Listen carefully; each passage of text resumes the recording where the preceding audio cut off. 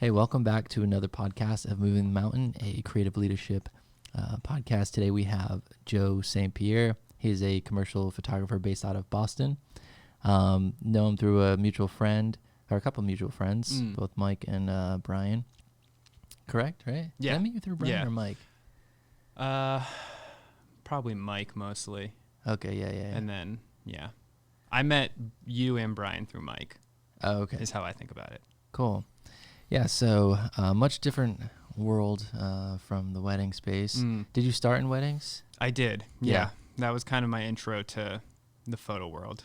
Okay. Yeah. And did you get out pretty quick, or what happened there? So it was really a thing where, like, I wanted to do photo. I didn't want to go to school, like college. So I figured while working, like, part-time jobs, I could just assist wedding photographers as extra income. And then I was like, well, if I assist, I'll get stuff in my book. Plan is to just book my own weddings. And then, but the goal even from that point was always to work more in the advertising world, like as the long-term goal. So I assisted for some wedding photographers, mostly assisted for one guy. And then once I felt like I had enough in my book, I just stopped assisting, started booking stuff off like Craigslist.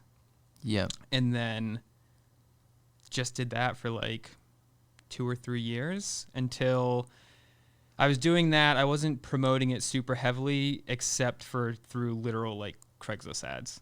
And then always just shooting personal work of like my friends and stuff that I felt like fell within more of like a lifestyle advertising approach. And then from that, just slowly, still kind of in the Craigslist world, getting weird inquiries from people to I've been there. do weird shit, and then kind of got like I guess I would consider it like a break working for this real estate agency in Boston and doing lifestyle stuff of their agents, and that was like super consistent. Met a ton of people. And I was getting access to like really cool homes and stuff, or like walking around Boston doing things like that. And then that kind of just helped snowball.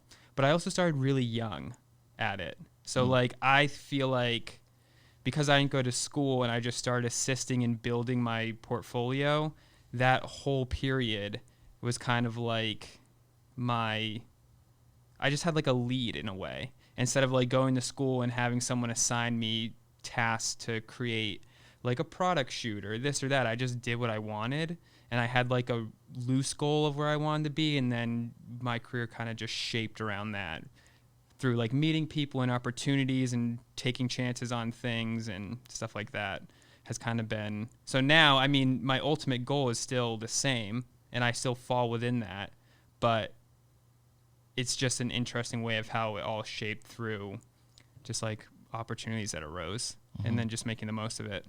Yeah, we have a kind of a similar story there, because that's kind of how I got my start. I was I didn't want to go to school for, I actually started as like a musician, and then ended up going to like a more of a leadership kind of school. It was like a 9-month program, and in order to do that, I was like answering Craigslist ads and doing like rap videos and things like that. And that's how I found like a guy who needed an assistant for weddings. Yeah. And that kind of opened up my eyes to like a whole new world. I was like, oh, okay, like people like make good money. Like you make a living at doing this.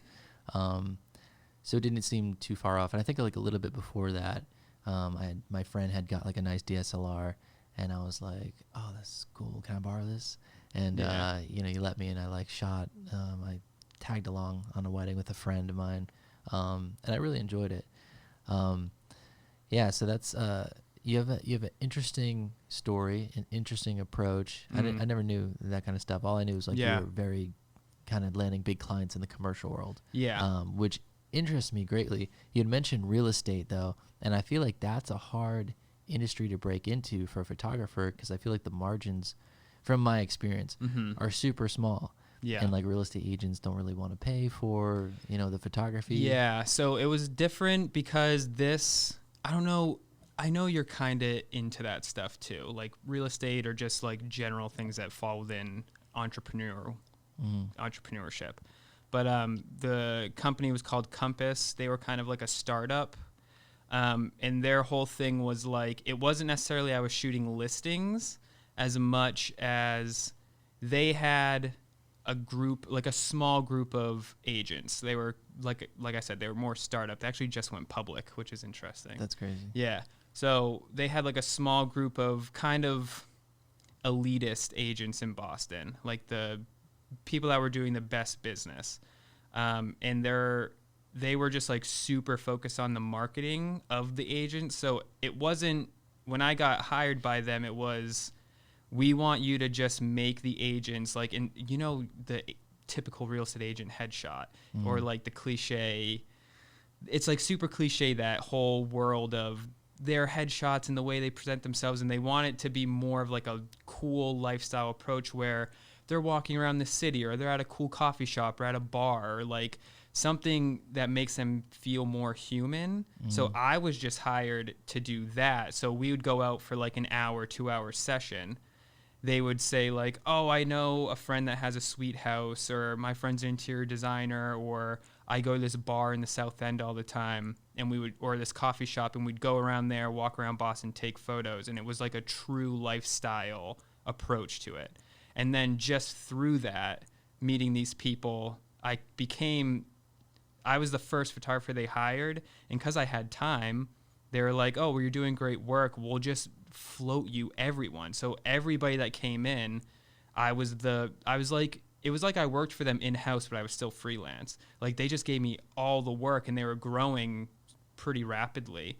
So at the same time, it was like these people, given the business they do and the people they know, getting in with them led to other opportunities with like, oh, I know this person that owns a restaurant, or just like stuff like that. And then it's just like, oh yeah, I have this photographer, Joe. Like we love Joe. And that's kind of, it was like a snowball effect. And then that just led into, yeah, like meeting people and just like networking in Boston, I guess. Yeah. So they had a totally different approach to real estate. It wasn't like you're just trying to get some photos for this listing. You're actually trying to like create a brand. Yeah, it's like for them. Yeah, so Compass had they have like a very established brand for the real estate agency itself. But and because of that, they were very strict on like, if you're an agent with us, the way you present yourself in your marketing with your images and stuff like that, they had like pretty strict standards they were trying to fall within. So they wanted like it's not that I didn't have any creative freedom. I had plenty of creative freedom, but they were looking for people that fell within this certain aesthetic.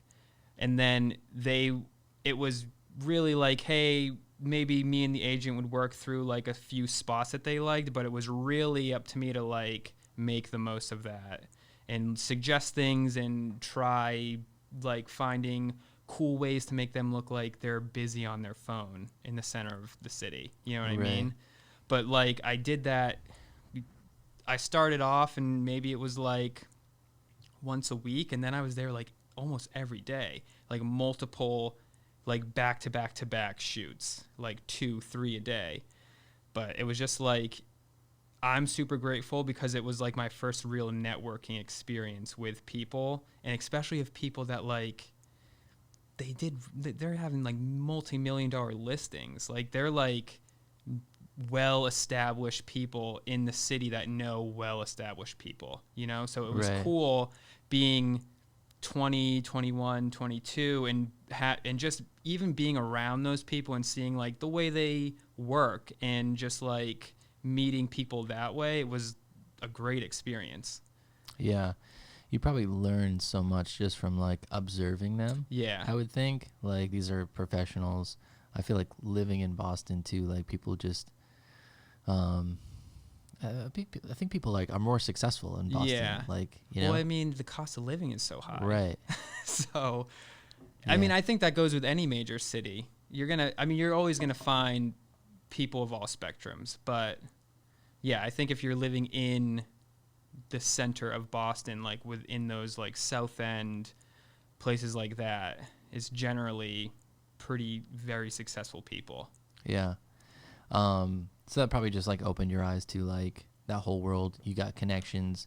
So you're shooting these listing agents who are listing houses in the millions, and they're probably like, oh, I actually need some photos done of this house. Right. Is that essentially how like it kind of snowballed?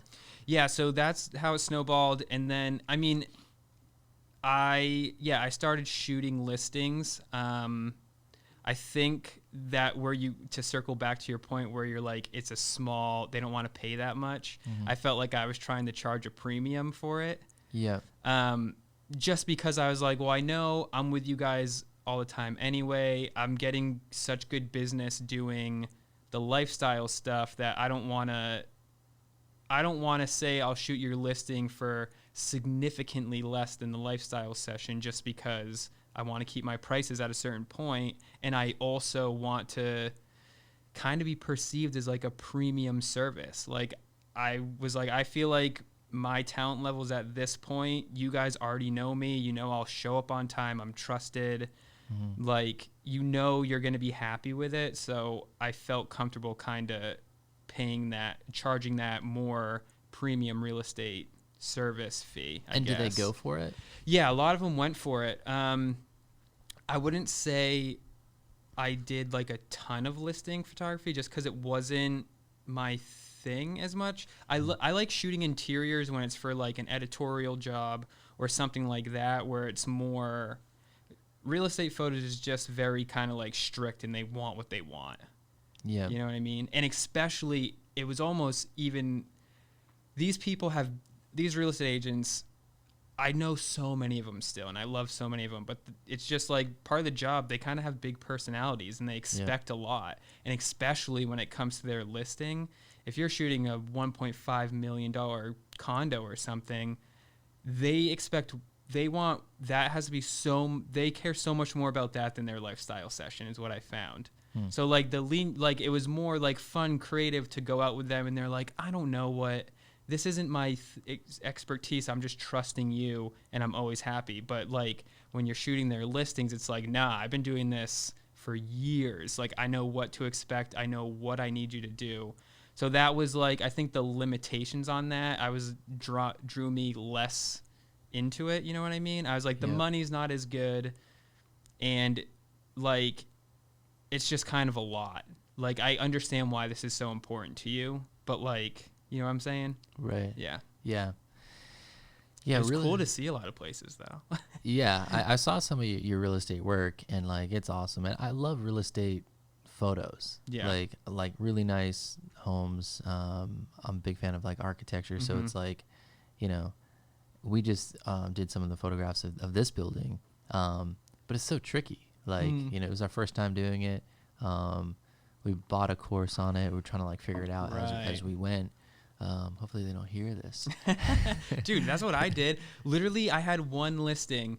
This one agent was like, hey, you want to start shooting listings for us? And I like freaked out. I bought like what's his name? Kelly. He's like this Kelly, I forget his last name. He's like a big real estate photographer. I bought like a tutorial. And I like watched it the night before just to like cover my bases. But really, like even that, my mindset is always, how is this thing leading to the next? Like I didn't want to shoot real estate photos. I wanted to shoot in like for like an interior designer for a magazine or something like that. So I was like, well, I don't have interiors in my book. What's the first step that could get me towards there? Is real estate. And it's, in my eyes, it was like such lower risk. Like I was like, if I mess up a listing, I'm not really going to mess it up so bad. And it's like, they're not paying me so much that they couldn't afford to have someone redo it. And then also like, along with getting what they want, I'm going to try to get things that I think are cool, like maybe a tighter vignette, or like just this one part of this condo or house looks cool to me. Let me compose like a more stylized photo of this that they'll get, but it's more for my portfolio, as if like for what I see like a magazine editorial is looking for. And then that even goes back to like shooting the lifestyle stuff of them. I was just shooting stuff of my friends because I had no clients like in high school and stuff like that. but that's the work that got me the work. To they're like, whatever you're doing with these people that are like young and cool, do it with our agents who are older, don't understand this. You know what I mean? So, and that's like my whole career is just like, what can I get now, and think of it in like a bigger picture of how is this building my portfolio? Yeah. So what is like where are you trying to go? Do you feel like you've gotten there? It's really tough. I feel like I'm where I want to be, maybe not 100%, but I feel like I'm like 85, and I feel like the rest, I know the projection for where I want to be is there, and everything's kind of falling into place. And now it's more like I see the trajectory, and I know if I play my cards right, I'll get there. Or if I do things in a certain pattern, if I just keep the pattern going, I should get there. And then, but now I'm like, but what if I disturb that pattern a little bit and try other things too, to get myself to where I want to go plus more. You know what I mean? Yeah. Like branch, like not just work as a commercial photographer, but have other things I can offer, or go more into a educational, like build a course or something. You know what I mean? Yeah. We're actually just talking about building courses, because I feel like it's one of those things, like you can be in the service business, but to be in the service business, like you have to continually be providing a service, the shoots, the editing, which some you can delegate and like outsource, but essentially like you're going to be the one shooting it and that kind of thing. Whereas like a product-based business, or an educational like based product, you have to build it once. And then let it go. Yeah. So I like the idea of that. Me too. Me too. Love the idea. Yeah. Like there's people that do, like, I don't know if you follow, I don't really admire his work necessarily as much as I just admire him as like an entrepreneur that's a photographer. Do you know Chris Burkhardt? I don't. Oh, he does like, he's like a crazy landscape. He's like a Sony ambassador, which I'm not interested in landscape photography at all. But the way he's built his like brand, and the way he does like commercial jobs, and then he'll do brand deals, and then he'll do courses, and like he has so many things that it's like if he's not getting commercial work, he still has such a flood of income. And then eventually it's like, yeah, he can just do what he wants. You know what I mean? Right. So do you feel like that is the ultimate goal of like most everybody, but most entrepreneurs, just like the ability to just have an open schedule to like be able to do what you want? I mean, I think it is. I think what I find is like, especially as like me and you are creatives first in a way, but we're also so business minded.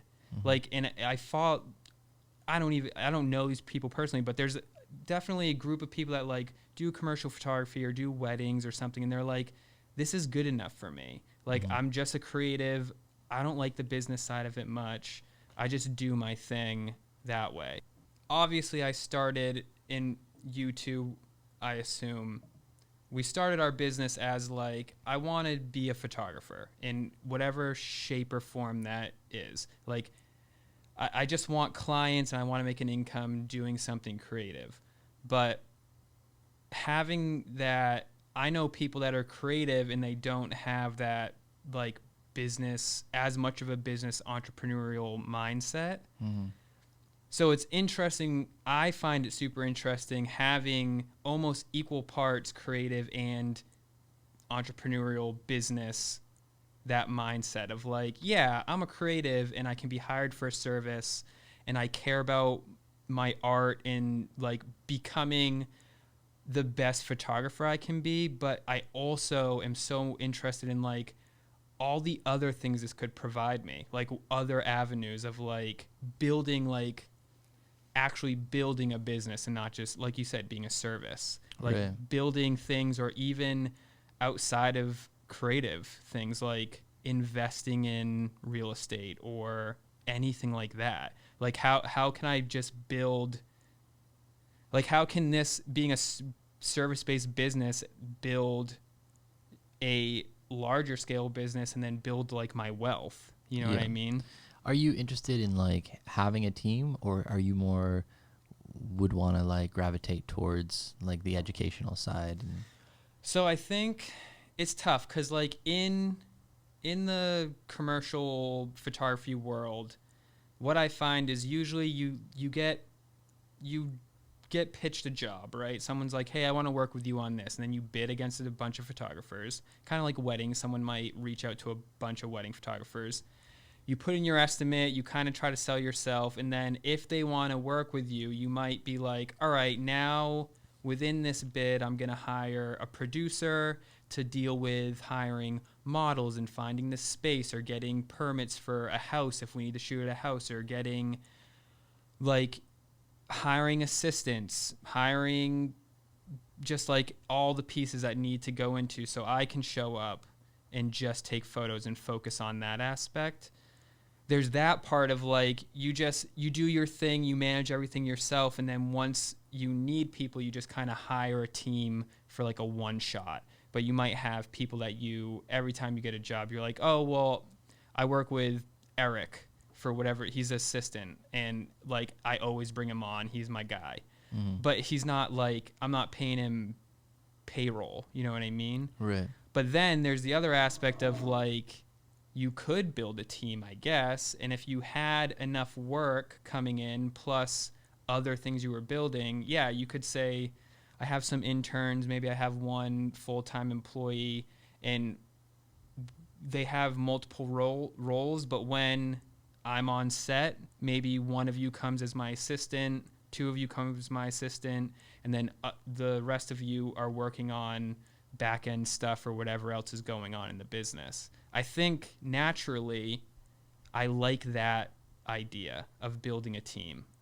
And that's kind of where I'm at now, where I'm just seeing the first glimpses of like starting to really consider that and even bring on like an intern. But it's an interesting process because I don't feel like that's the norm when you're just like a advertising photographer for the most part. I feel like you usually just hire people as needed, and then you might have like an agent and stuff like that, and they just kind of help you out, but you're still just you. But I like the idea of having like a team of people that I can trust, know how I work, and then can like build other things. You know what I mean?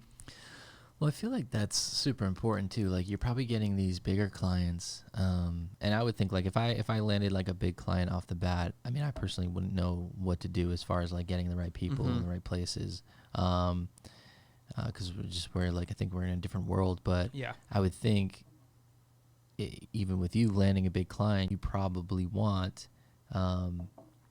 people that you've worked with before, right? That you're just like, oh yeah, this guy's great. Like, you know, he's gonna pick the best location. He's gonna pick like he knows the kind of actors. Like he knows how to pick actors and models and things like that.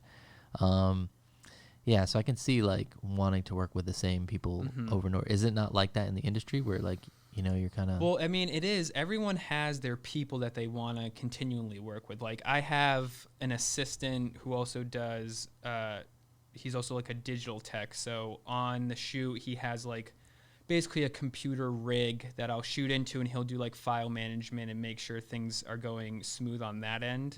But he's not always available. Like there's a lot of people that also love using Cam.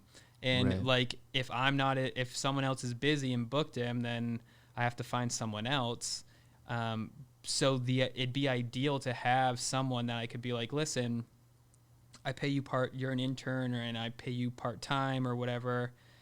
And like, this will be your, like, you'll have other roles when we don't have jobs, but like on set, this is your role, and I can train you how to do that. So then I'm always like, hey, we got to shoot, like, come, I know that's ready to go. No, is that kind of like almost an ad agency? Where it's like someone like a brand would go to an ad agency and they kind of have all those people and the photographer? So usually it's the ad agency has the client, an art director or a creative director, reaches out to photographers for a bid, like based on your work. If they're like, okay, based on the scope of the project and what we want the look and feel to be, we think your work would be a good fit.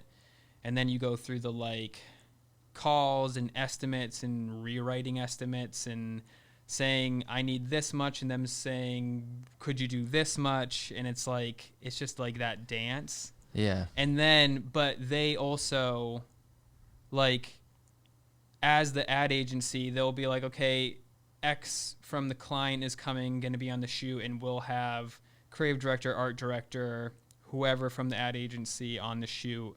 But then I'll just in my proposal be like, okay, I need a digital tech and an assistant, and then it just depends on the job, like how much you need, or if like some agencies have producers in house, some don't. So you have to be like, oh, do you have a producer? If not, I'm certainly not producing this, but I can hire someone that's a freelance producer that knows how to get a shoot ready home with permits and COVID releases and like all this stuff, which is like, I don't want to deal with that. Right. Yeah, we did a commercial shoot, but it was video, and I mean, I think we had found the client fairly decent sized business, but you know, I think we found them like on Facebook in like a Facebook forum or something like that, looking for a video.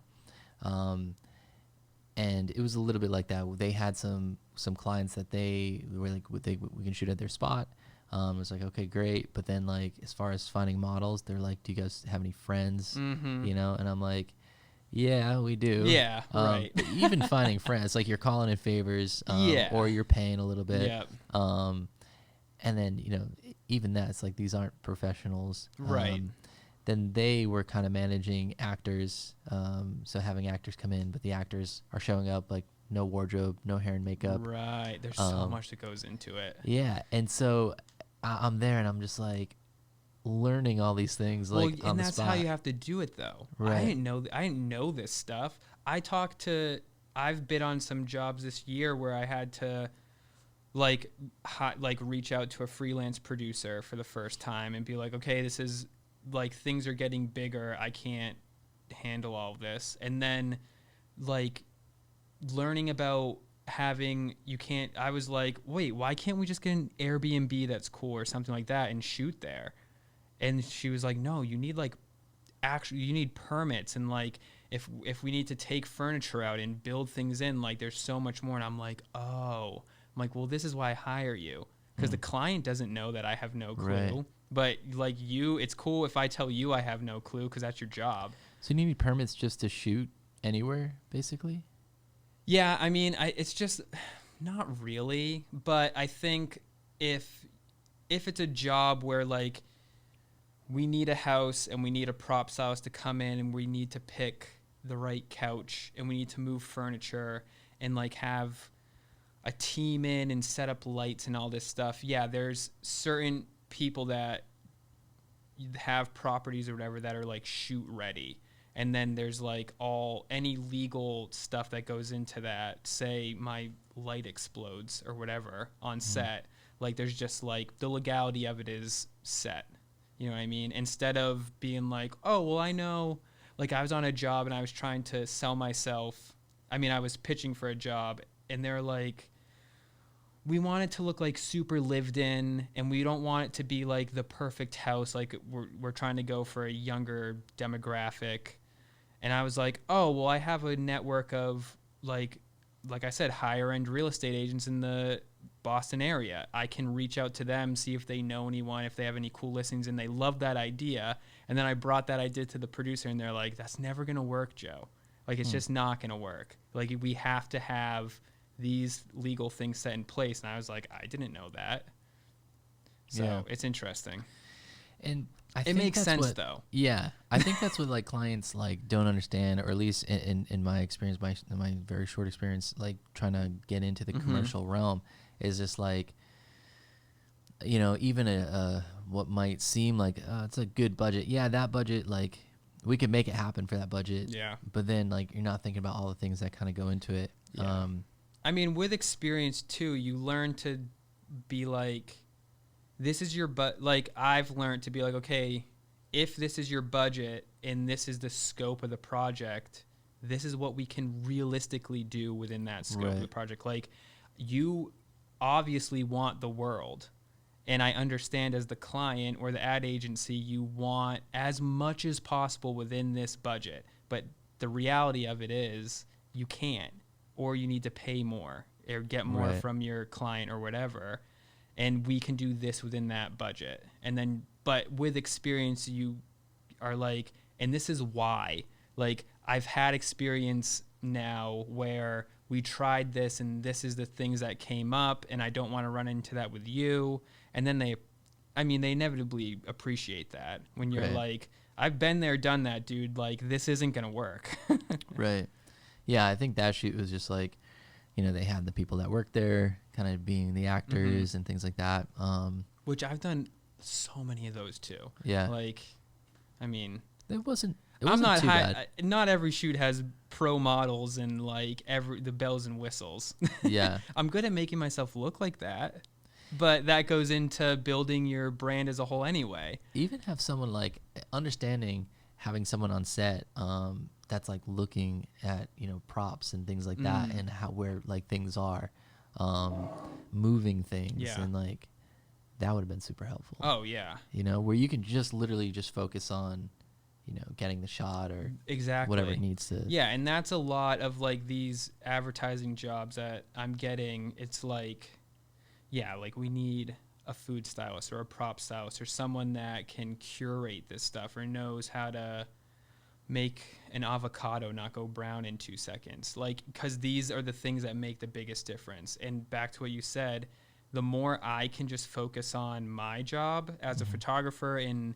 worrying about the light and working with the models and being creative on set, like it just makes everything else falls into place so much quicker. Right. Because that's all I want to do. It's like, I want you to hire me because I want to be creative, and you're hiring me to, we might have a mood board and we might have images we're trying to get to, but like I know how to suggest a movement from the model or direct light in a certain way that might be better than what you were expecting, or manage things on set that affect the creative. But like, I don't want to be like, hey, can I look at all 5 bowl choices? Like, no, I want someone to be like, hey, I think this is the best bowl for this, and me be like, yeah, I trust your opinion and your style. That's why I hired you, you know? Right. Yeah, there was one shot that you showed me, I think, not that long ago, and it was in a studio, but it looked like you were at the beach. Yeah. And I think it was like a top-down photo. Was it for like a beer or like hard seltzer? It was seltzer. Yeah. It was just normal seltzer. Oh, okay. Yeah. Yeah, that was sick though. I was like, that's awesome.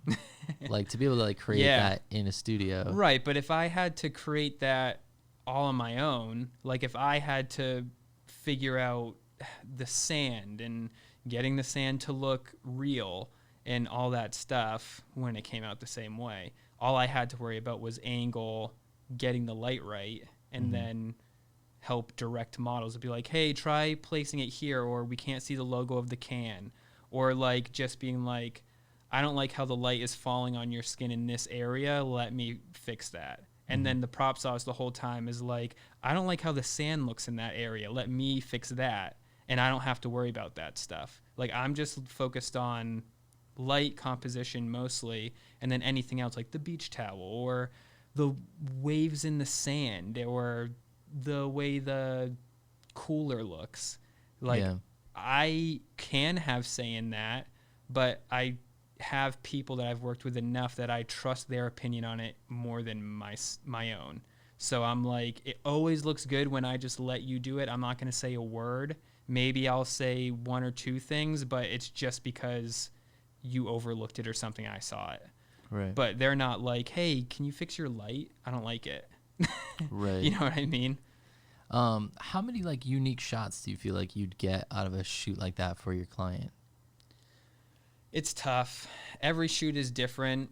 I think sometimes, like, say we're doing like a social campaign where we're just building a library for Instagram. I get a lot of stuff like that. Yeah, so they're looking for a certain number of shots. Like, hey, Yeah, we so need they might be content like, for 2 months, a year. yeah, more. I think usually it's more like maybe like 2 or 3 months.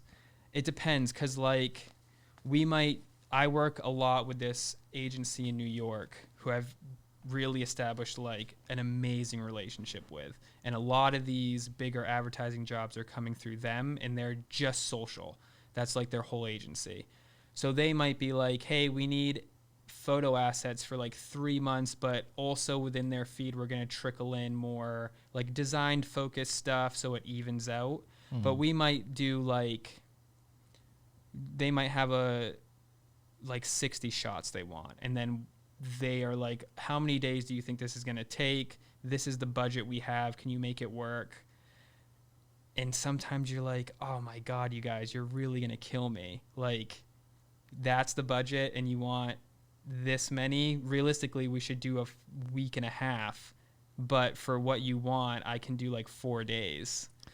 So it's not just like you do that one setup. So like take like the sand, shoot that you had done, like, and you get 60 unique images. Maybe do different placements of the hard seltzer or the seltzer. That's usually like one models. or two. That's like, that's still, maybe we get a GIF. Maybe we go in tight and we can find another one. But usually that's more for that type of client. That's more of a unique situation where we like we built that in studio because we couldn't go somewhere. Like, it was COVID.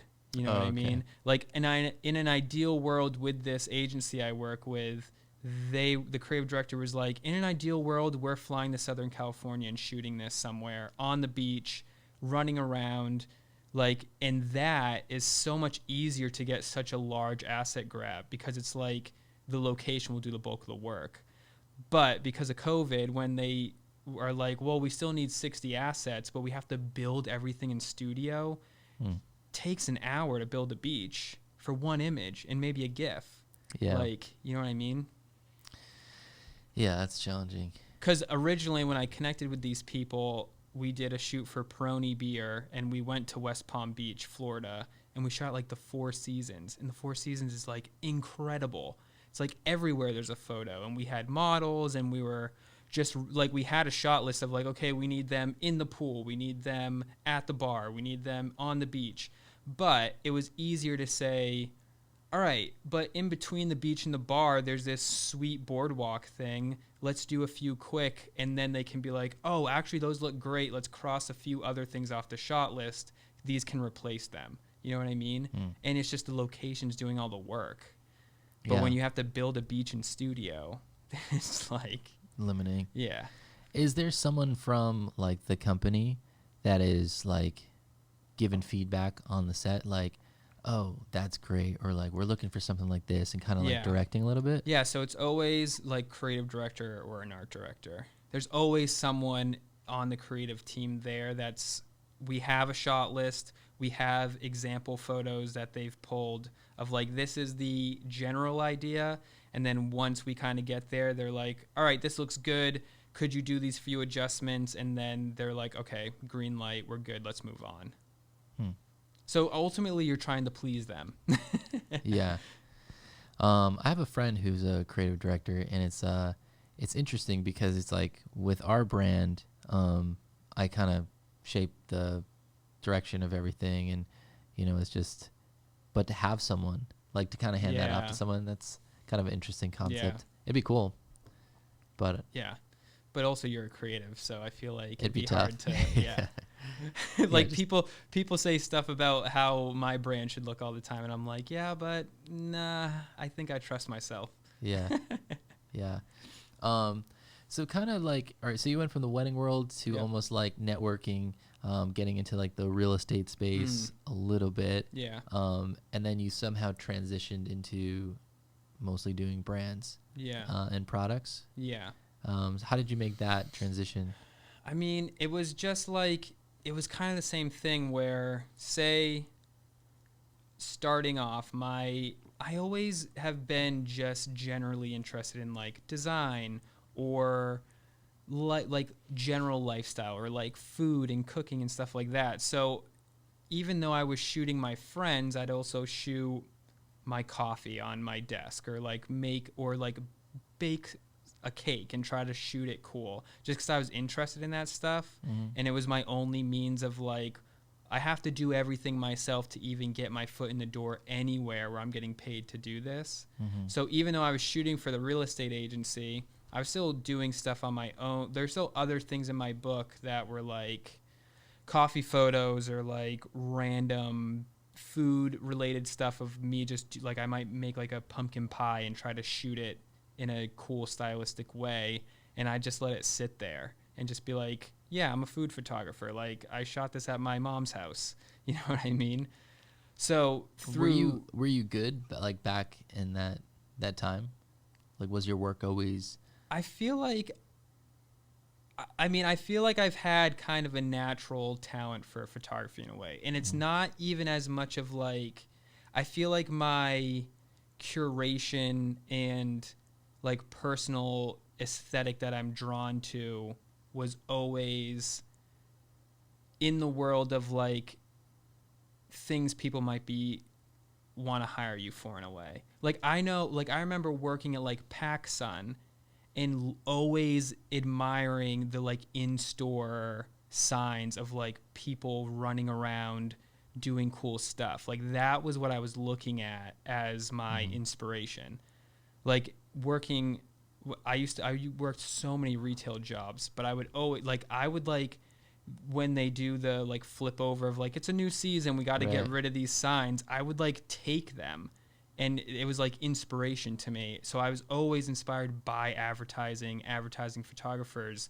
So that was always my like, that was just what I was looking at and what I was drawn to, and just studying that and the way they compose things and the way text falls on images and stuff like that just naturally like built, I guess, my aesthetic and the way I shoot. So I was always drawn to like an advertising look.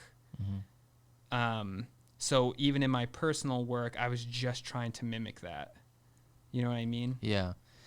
That's the thing. Like, I feel like entrepreneurs are just like naturally passionate about something, and their brains like operating in such a way, and like, it's kind of your job to like connect the dots. Yeah. Because I feel like that's how it was for me, you know, as well. And I just feel like people who are entrepreneurs, like have their own business, like, you know, they were doing it long before they were getting paid to do it. Right. And I remember coming home from like, I would do shoots with friends and just coming home and like editing for hours. Right. And like seeing other people's work, like being really proud of the work at the time. Yeah. And be like, oh yes, this is great. This is so good. Right. And then like seeing someone else's work and I'm like, whoa, wait a second. Yeah. No, exactly. It's like, how did they do that? Exactly. How do you get it to look like that? Right. Exactly. But even I remember like, as much as I was always into the like building my skill set as a photographer, I was just as interested in figuring out how are these people getting paid to do this. Like listening to podcasts or just like in general, before like the like entrepreneur was like a buzzword, like just kind of being interested in like, how do I make money? How do I be successful? And it was always just like, what am I best at? Photo. Like it was the one thing I was like, this is what I feel like I'm the best at. So I'm just going to put everything into this, because this is the only way I can see myself really building anything or making like a high income. You know what I mean? Yeah. Yeah. For me, I think it was always like, it was like a level of like happiness, like, you know, working, like, I've worked in different retail places and then like washing dishes, delis, things like that. Yeah, I was like, this is soul crushing. Yeah, it sucks. And I just remember, and not making much money either, you know? So it's just like, I'm like, what am I doing? Like, also, I'm like simultaneously wasting my life to have just a little bit more money than zero. Right. You know? So I was like, yeah, whatever. I'm just going to like not do that stuff and focus on this other thing, which isn't paying much more. But at least I like doing it. Right. You know? Right. And the prospect is there. Right. Like, it's like, yeah, right now I'm not making much, but as long as I'm setting my prices, I can set my prices as high as I want. I just have to find people that will pay it. Right. You know what I mean? Even now, it's like I can say as much as I want. No one can say you're worth this much. It's no, I think I'm worth this much. I just have to convince you to pay me that much. Yeah. Sometimes I feel like I price gigs like based on like, I wouldn't want to do it for less than this. Yeah, no, for sure. Like just having like that bottom line. Yeah. Where it's just like, that feels really unattractive for anything less than this. Yeah. And after the first couple where I'm like learning like, oh, it could be so much better if we had these other people. Mm-hmm. So like if the client has the budget for like these other things, that would be even better. Yeah. That would make the product even better. Yeah. But what would you say to like, you know, maybe someone starting out, like photographer wanting to get into whether it be like real estate or like the commercial world? I feel like the commercial world is so much more like intimidating. For me, like weddings, like I easily figured it out. Like it was easy to understand. You know, setting prices was easy to understand. Commercial world feels like it's more like ambiguous. Well, yeah, everyone's so private. Yeah. No one wants to talk about it. Like I don't know what it is. That's something that's why I feel like I'm also drawn to like an educational aspect. Mm-hmm. And I think more people in the commercial and advertising photography world are opening up to it. But it's just one of those things. I think it comes with like, it's kind of part of a personality trait with like, it's just like it's this weird thing where like, if you're in it and you're doing well or something, you're just like, you're in it and you're doing well. So you're like, I don't know, like I'm good. And you don't feel the need to share or build more outside of it, or I don't know. Like even the thing, like when people ask me about usage, it's like, I don't know. It's all over the place. You just have to, you have to figure it out with experience in a way. Right.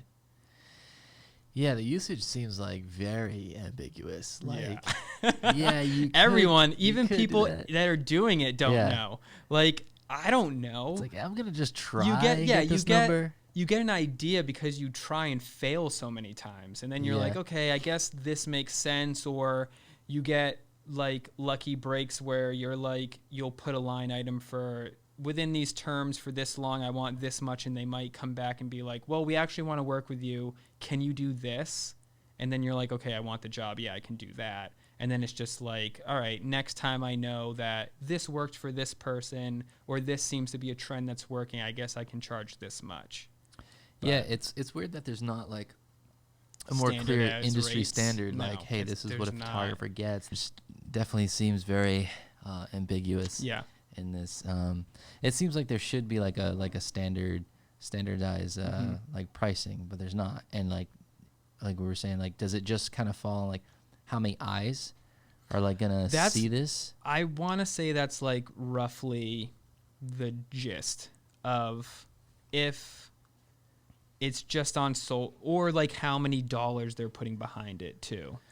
Right, which like when you're almost like asking the client these questions, it feels like you're fishing by like how much they're never gonna answer it either. Like how much can I charge? Like where is this going? Like what is this being used for? And it's like, what does it matter? Like, I need the images. It's gonna cost the same to make them, right? Yeah, and it's tough because like, I mean, if it were an ad agency and you said, what's the usage on this, they're gonna give you an answer. But they're not. If you say, what's your budget, they're not gonna. Very rarely will they give you an answer. Once in a while, like you get lucky and someone will say, can you fit it within this? And that's like a godsend. You're like, oh my God, this is amazing. Sure. I'll fit it within this. And then I'll do one that's like a little bit more, and you might get a little bit more just to see if you'll bite. Mm-hmm. But yeah, with usage, it's really, like if you're shooting for a billboard, you're going to get paid way more than if you're shooting a bucket of assets for Instagram, which is starting to feel like kind of bullshit because no one cares about billboards. Like I'm going to personally, and I feel like in the commercial world, it's starting to go this way where people are like shooting for just like an Instagram grab is like maybe the lowest of the usage. But is that like the most common? It's the most common, and because that's the world we live in. So it's starting to feel like, wait, you're going to use this image on social and put how many ad dollars in like sponsored posts to promote it? It's going to see more eyes than the billboard. Like that's, no one's looking at the billboard. People are texting and driving. They're probably going to see it on their phone while they're driving before the billboard. Like, yeah, you know what I mean? So it's like, it's interesting. The good thing with it though, what I'm finding is like, if you get a job, these jobs that I'm doing that are social grabs, if you do a well enough job, the client or the brand might be like, oh, this would be awesome used for in-store signage or in a grocery store to promote it. And then you can, after that, as long as your contract's right and you're like, for this usage, it's just social, web, something like that, some digital medium. So they have to come back to you and ask you to be like, oh, we want to use this in another place. Yeah, that's why you have to specify exactly what the terms are. So it too could be like, you're good to use this for 2 years within this scope. And after that 2 years, you can't anymore. And I can reapproach you and I can put in my contract, this rate doesn't apply. I can charge double if I want. If you want to use these again, I could come at you and be like, oh, my usage rate right now is double what it was 2 years ago. So in the invoice, you have like the shooting or like the production rate, and then you have a usage rate? Yeah. Separate line item. Oh, okay. Yeah. So that's everything's like day rate, assistance, whatever, all the production stuff, like models are this much, prop styles is this much, and then at the bottom it's like, and usage within these terms is this much. So the way you make your money is you have your day rate, but your usage is always more than your day rate. You know what I mean? Okay. So it's like the value of the art almost. Yeah. So in an ideal world, you have your day rate and they book you for like 4 days, and then on top of that, you're getting paid your day rate for 4 days plus usage for the whole thing. Is it usually a year or 2 years is standard? It's usually like a 3, 5, or like in perpetuity is what I find. So it's like, and usually everybody they're like, I just want to use this forever for whatever, and I don't want to worry about it. Right. It's always a dance, man. Like, I can't say that I've ever, like, I just did a thing where I was like, I said 2 year, and then the creative director got back to me and he's like, listen, they want, for what you want for that 2 years, they'll bite if you just go unlimited. And I was like, shit, for 4 days, that's such good money. You know what? Like, I want the job. Has that ever come back to like bite you, where it's just like you gave it up and then like, you know, the company got massive or something like that? Not really. I mean, I think if I was speaking to a room of well-established commercial photographers and I said I put X amount for 2 years and then I let them take it forever, I would get booed and they'd be like, you're setting the industry up for failure. Like, whatever. But it's like, dude, I have to make a living. Like, and at the same time, it's for an agency that's giving me continuously big work. Right. Like, as much as I want to get paid, I want to please the agency because, yeah, I might have let you take it for this. I might have gone a little bit less on my usage to get the job because it's still a great income for that month. But also I'm making your life a little bit easier. And now you just want to, it just keeps the ball rolling of like, oh, we like working with Joe. He's flexible. I've never felt like they were trying to like screw me over.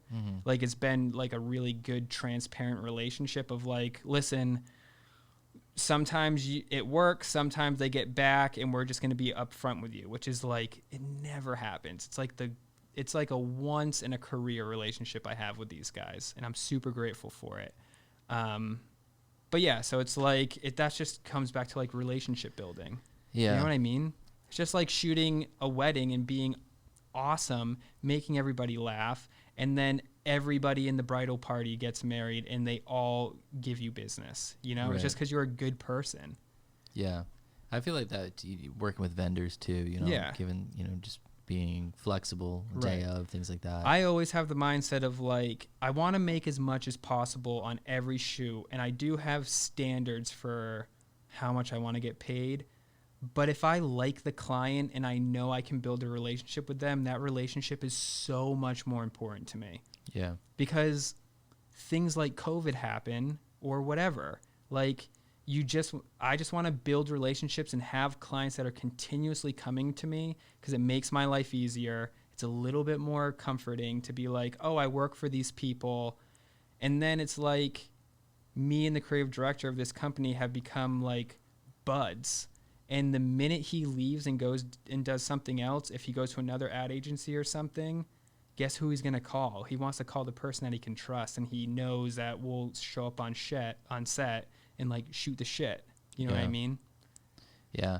I remember getting back to the point you were saying with like hurting the industry. I remember when I was first starting out being in like community kind of building type like events, and you know, I was talking about pricing, and what I was charging I felt was like very fair, considering I had second shot weddings, but I just started my own business, and everyone else is like $1,500 more than me.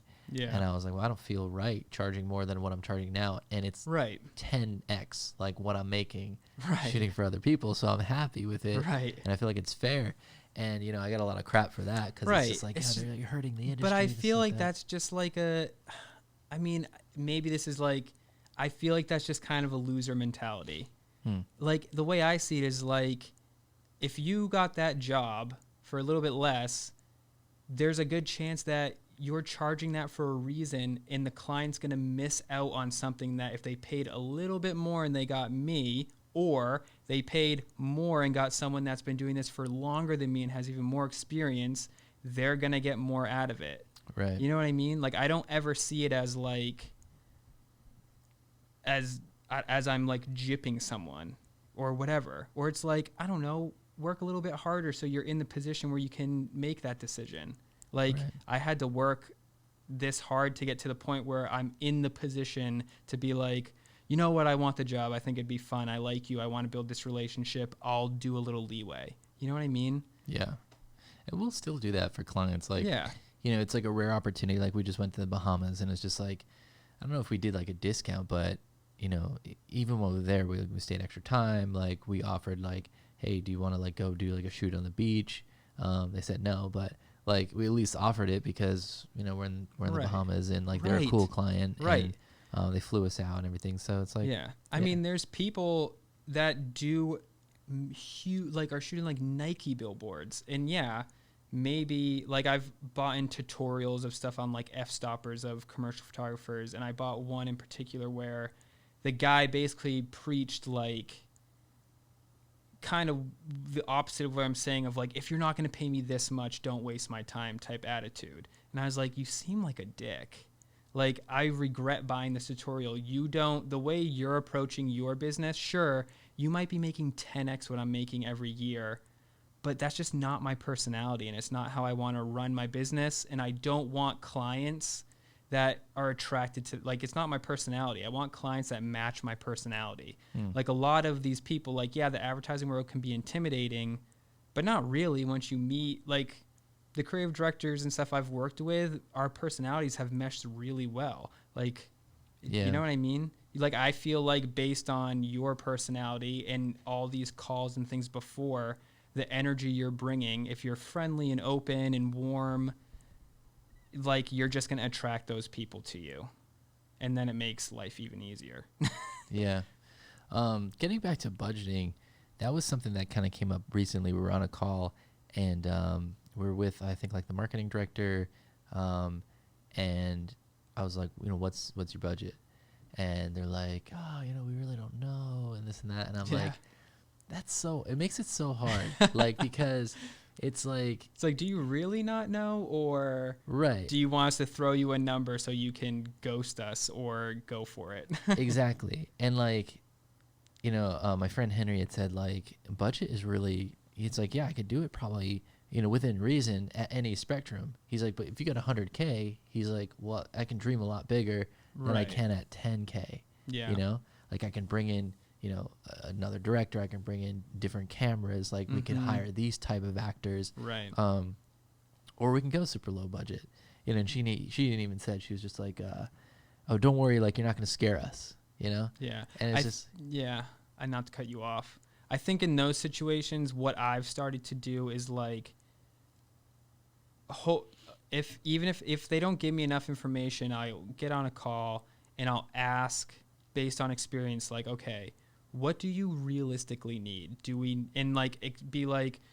need to hire actors or models, or are you going to supply people for that, or whatever, to do this? And then be like, and just get as close of like the picture of what they need, and then based on what they say, kind of throw out a number as a feeler. Be like, I don't know, I think like on other jobs we've usually come in around here.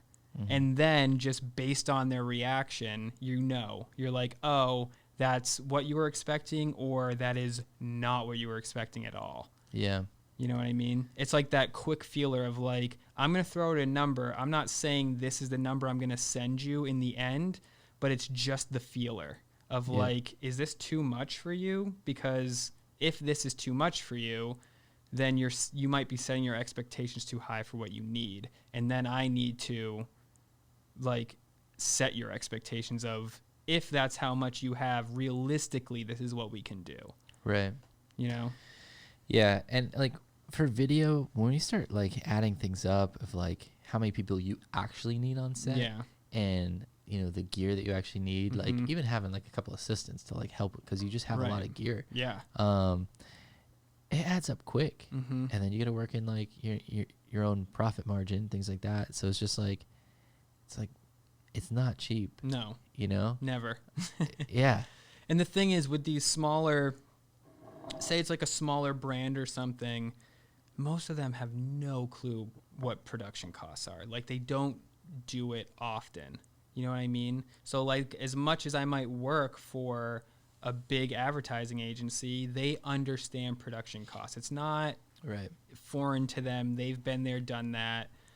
But then I still do plenty of work for smaller brands or startups and stuff like that who have never done a photo shoot, and they have no clue what it costs. And their reference might be, well, I hired my wedding photographer and he charged this much.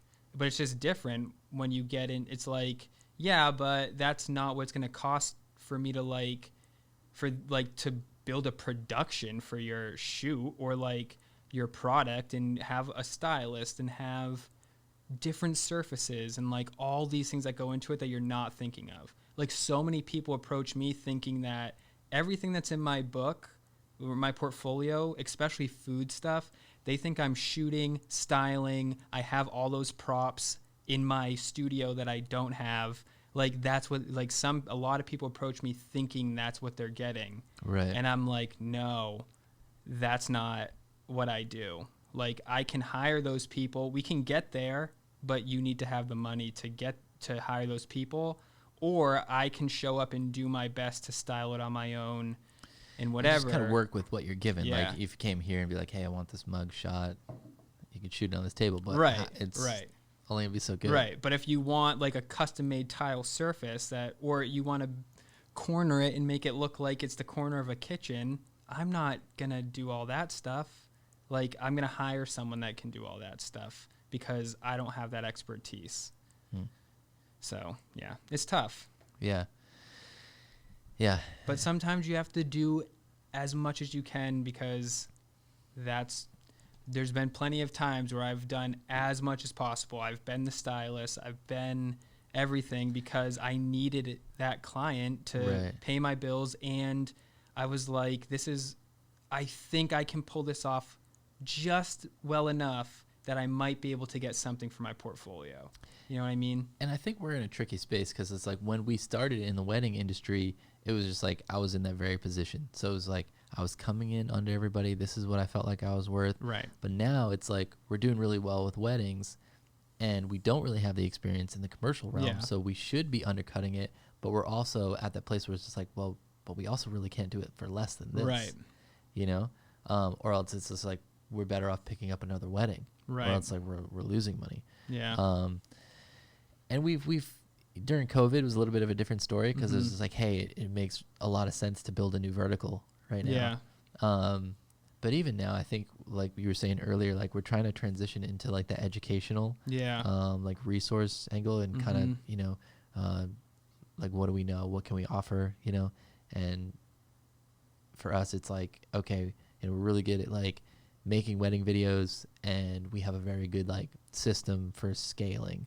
So if like people are interested in like, hey, how can we like duplicate this product or like scale a wedding business like pretty quickly? It's like we can help you with that. You know? And that makes the most sense. It's like a lot of work up front. It's probably like a year of putting all the tutorials together and like making sets and like writing scripts and filming it and editing it and putting it out. But once it's made, exactly, that's the thing. You know? Even like when in the beginning when we started talking, when I referenced that landscape photographer, he put out like a business of photography tutorial, and I'm always in the mindset of like, I'm doing well, but even if I pay $300 or whatever and I get one piece of advice that I feel like is valuable, is worth it, that I can implement. And he, to that point, was like, I have to sometimes not say yes to things because I might have an idea for a tutorial or something like, or to make, he like makes a lot of his own books. Like he doesn't use a publisher. He just has millions of followers on Instagram and stuff. But he's like, I have to take the time for those personal projects and maybe deny a client once or twice a year because I know that in the end, that product will probably make me 10 times more than that one commercial job or whatever. But you have to be comfortable with like, all right, I'm going to block off 2 weeks in my schedule. And if people want me for that time, I might have to say no because I have a bigger picture for like, I'm going to build something. It's going to run on its own after this. I have the network of people that will purchase it or whatever. And then like that can go for 5-10 years. Right. Instead of like a one hit, I got this job. And it's probably too like, I mean, I don't have all the ins and outs of it, but like, I'm kind of thinking like, if there's a market for it, you know, which I feel like I'm always seeing ads for like, learn how to shoot weddings, things like that. Like, it's gonna come down to like personality. I feel with all those things, you have to like the person that's teaching it. Yeah, that's very true. Like, we bought one from Full-Time Filmmaker, and he's great. Like he knew his market too. It's like Full-Time Filmmaker.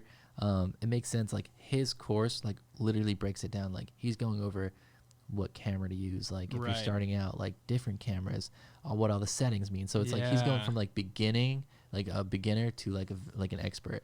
Where I feel like we'd probably pick up on someone who is like already knows how to use the camera, is maybe in weddings, but like wants to refine their product and like be able to scale it. Right. You know? So like we'd be probably picking up at like more like intermediate kind of person. For sure.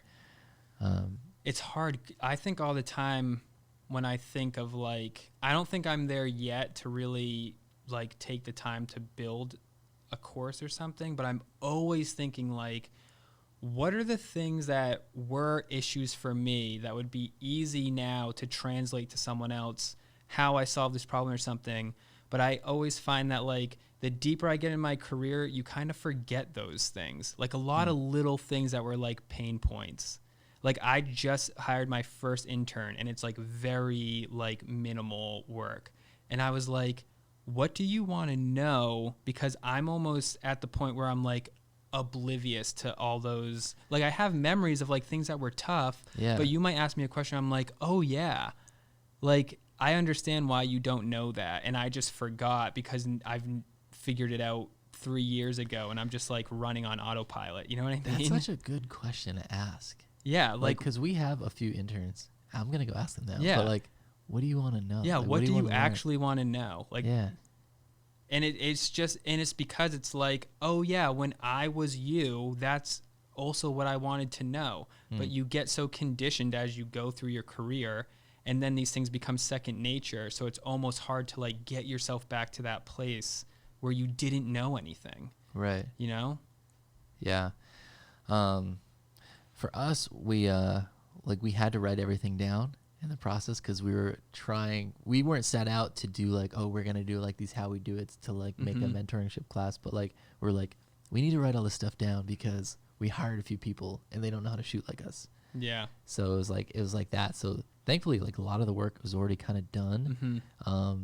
It's just now making it like nicer and then like making it into a video, and whatnot. But I love that question. I'm gonna ask them. That's like 90% of the reason I was like, oh, an intern would be cool, because as much as I can pay you to like do tasks and back end stuff and whatever, I can also almost relearn what the like pain points of trying to do this is. Yeah. And then try to take that and potentially scale it for myself, you know? Yeah. It's just re-engineering or whatever. I would think for someone who's trying to break into commercial, I feel like the pain points are how do you start? You know, Yeah. that would definitely be one.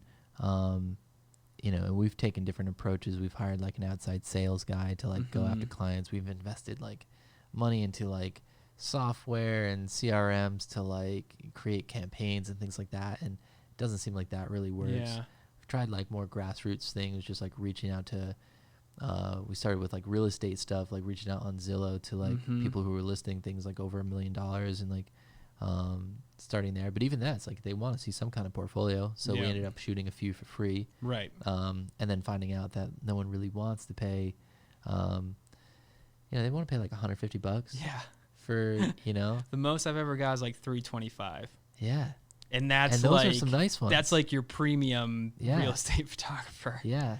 This one guy that we bought the course off of, he was making like $2,000 a video, and I guess that's not too bad, but there is more legwork in it. Like you got to go there, you got to scope it out, you got to see where the sun's setting, like when you're going to shoot what parts of the house and when. So it was, you know, nothing's easy, you know. It's like, I mean, I have like one or two. I have one client that I still will shoot listings to from time to time, and it's because I'm like super close with her at this point. Well, like it's more of like, hey, I'll go do this, spend like a half hour, 45 minutes, and then we'll get lunch type thing. So I'm like, all right, it's cool. You pay me a little bit, but mostly I'm just doing it because you're busy, I'm busy, and I want to get together type thing. Right.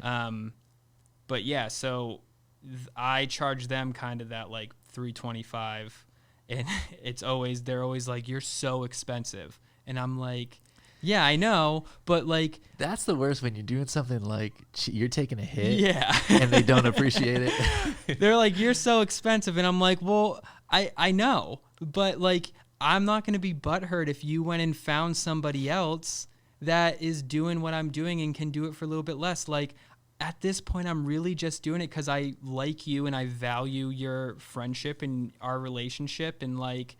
I just like you as a person. So if I have time, I'll spend an hour, grab a coffee, shoot some interior photos. Takes me like 20 minutes to edit it, and like whatever.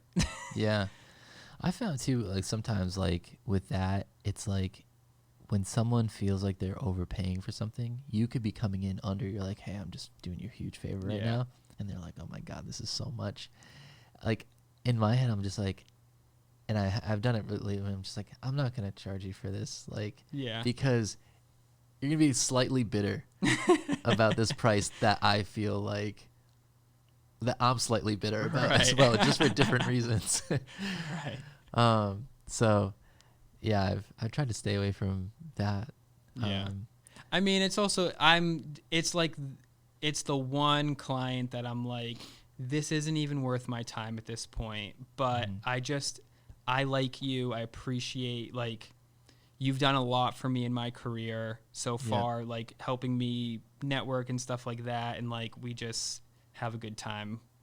We just shoot the shit and whatever. So as long as I have time, I'm like, but I tell them all the time, I'm like, listen, there's going to be a day where I'm just like, I can't do this anymore. Right. And that day is basically now. Like that day is today. Like I did one or two things in January when things were slow, but I told them, I was like, you need to find someone else because I'm not going to be available. Yeah. So hey, send them our way. We're trying to. If you want to go to Boston, we were thinking about Boston. Yeah. So we were thinking about like doing real estate, and again, I just think it's one of those things where it's not like lucrative to begin with. No, it's not lucrative enough to go all the way to Boston. Yeah. I mean, you're paying probably $20 just to park. And then you're also in the car for like over 2 an hour. hours. Yeah, because, well, there and back, plus there's always traffic. Yeah. Like, that's the reason. I mean, it's expensive to live in Boston, but that's why I live there now. Unless you're shooting like, excuse me, like unless you're shooting like multiple properties in one day, if you could bang out like 2 or 3. And then on top of that, you could offer other things like portraits or whatever. Yeah, videos too. Yeah. Maybe video is. If you could bigger. do photo and video together, it might be worth it. Yeah. Because like around here, there's not a ton of real estate that's like in that price range, but Boston is probably a lot more of it. Oh, yeah. And it's like not New York. You know? So we're just trying to like build new verticals and like, you know, I mean, we have 200 weddings this summer over like the next 6 months, so it's going to be insane. Yeah. Damn, so that's awesome. Maybe we don't need other work, yeah, I mean, unless you, like, I had agents that used to be like, Joe, you're busy enough. Instead of denying this, like, coming and shooting a listing for me, why don't you just hire someone that you train to do it, and then you just send them off to go do it, and you make a little bit of money off of it. And I'm like, yeah, because I have other things I want to invest my time in. Yeah. But you could do that. Like, just that you have people that you hire to shoot weddings, you can do the same thing with real estate. Most people that are doing a lot of real estate photography and videography have the same thing as you, where they have like a team, and they're just like, okay, we're always busy, but I just deploy whoever to go do it, and then they're just like making a cut or whatever. Yeah. Yeah, that's probably the way to do it. And like, because some of our guys, like, they like shooting more than they like being in the office, you know, so it's just like, if I can keep them shooting throughout the week, where you're just doing like 5 properties, you know, 3 properties or whatever, like a week, and then shooting weddings on the weekends, like, I feel like they'd be happier. But I don't know, we're figuring it out. I think it's really kind of, we're going to focus on these resource kind of things. Yeah, I mean, that makes the most sense. Yeah.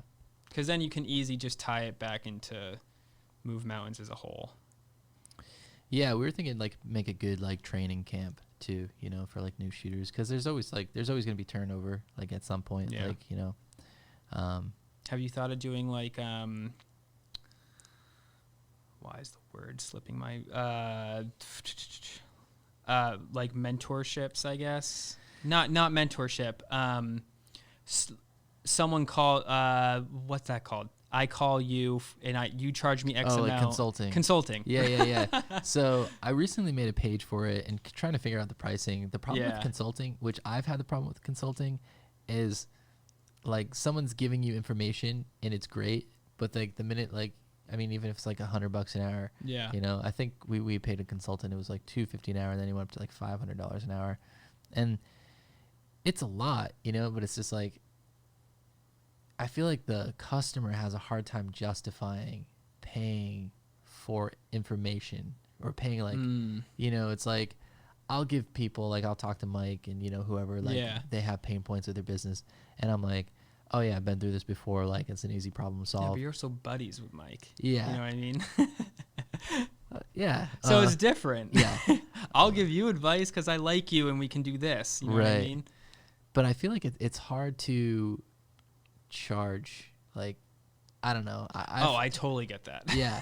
Just for me to like give you information. Well, but it's like, it's like, I know the information I'm giving you, or even like I've done things where like I've set up like systems and I'm like, this is going to like, or it's just going to provide so much value for you. It's going to like allow you to see data in a different way. And like, you're going to be able to make decisions, and like, there's going to be such a payout. Which is like, this just made you like 10 grand, you know, if not more, over the next few months. It made you 10 grand. Like, over the next few years, like, probably hundreds, like, you know, if you scale it up. But it's like, it's $250. Yeah. It's like one of those things that's like not worth it. $250 isn't that much. Right. You could do $2,500. Right. For like 2 hours in like a worksheet or like a follow-up call or something. Right. And the thing is, it's like, I totally get where you're coming from personally. Like, if someone were to ask, like, anytime people ask me for advice, I'm always like, but I don't know everything. Like, it's almost like imposter syndrome in a way. Yeah. But it's like, if you even if you were like, maybe I'll try this, and you did like 1 or 2 for free just for like them to write a review, and then you're like, oh, they actually did get a lot out of this. Yeah. Maybe it would build, and then you'd be like, all right. I mean, like to do like you know what you're talking about anyway. You know what you're talking about. Right. But I get that. I'd like to do like with weddings and stuff. Like I feel like okay, I'm like an authority on this. Like I can definitely help somebody. For sure. But yeah, I think I'd rather like have someone almost sign on for like I'll be your mentor over like the next 2 years, you know, and I'll scale your business from here to like X, you know. But I've seen other, like someone just sent me a photographer's page and I think they were charging like $1,600, $2,500. It was up there for like an hour session. It's like we'll get coffee and you can ask me whatever you want. Yep. And I'm like, that sounds It's awesome. nuts. It is awesome. Yeah. But you have to have the confidence to be like, I am for sure providing value to you. And that's the thing. Like I would feel uncomfortable like if they weren't getting the value out of it. If they're like, yeah, for sure. And sometimes you don't know where to start with a person. Where it's just like, I don't really know where you're at. Exactly. You know, I could like be giving you a ton of information that is super valuable to you 6 months from now. Yeah. You know, and I'm just I giving think it you'd to you have too to soon. have like some type of intake that they do, like a questionnaire or whatever that, like with anybody that wants to intern for me, I don't know what you have. I just have like a intake questionnaire. And I'm like, where are you at? What are you expecting to get out of this? Are you expecting to be paid? Do you just want experience? What do you think you'll be doing?